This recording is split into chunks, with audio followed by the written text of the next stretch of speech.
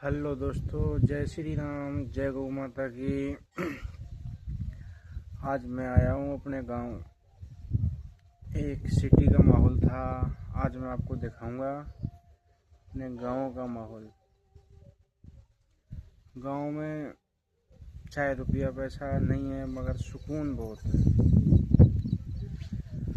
आप देख रहे हो ये पीछे खेती, हरियाली। यहाँ पर बहुत ऑक्सीजन है, बहुत शांति है।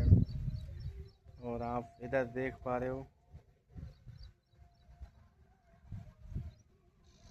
और ये हमारे नन्हे मुन्ने बच्चे बैठे हैं। बहुत सुकून है इधर।